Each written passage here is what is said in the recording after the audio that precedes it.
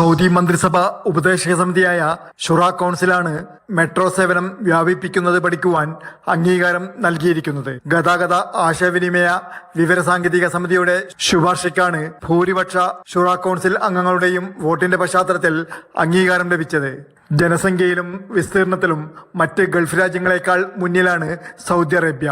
ജനങ്ങൾക്ക് സഞ്ചരിക്കുവാൻ പൊതുഗതാഗത സംവിധാനം അത്യാവശ്യവുമാണ്. സൗദിയിൽ വ്യാപകമായി ഓരോ വ്യക്തികൾക്കും കുടുംബത്തിനും ഒന്നിലധികം സ്വകാര്യ വാഹനങ്ങളുണ്ട്. എന്നിരുന്നാലും പൊതുഗതാഗത സംവിധാനം വികസിപ്പിക്കുന്നതിനെക്കുറിച്ച് അടുത്ത കാലത്താണ് സൗദിയിൽ വലിയ തോതിൽ ചർച്ചയായത്.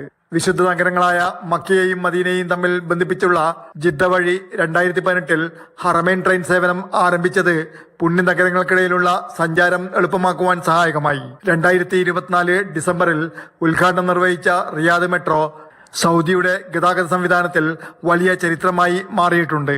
വർദ്ധിച്ചു വരുന്ന വാഹനങ്ങളുടെ തിരക്ക് റോഡുകളിൽ നിന്നും ഒഴിവാക്കുവാനും പൊതുജന സഞ്ചാരം സുഖകരമാക്കുന്നതിനും ലക്ഷ്യമിട്ടാണ് കൂടുതൽ മെട്രോ സേവനം വേണമെന്ന ആവശ്യം ഉയർന്നിരിക്കുന്നത്.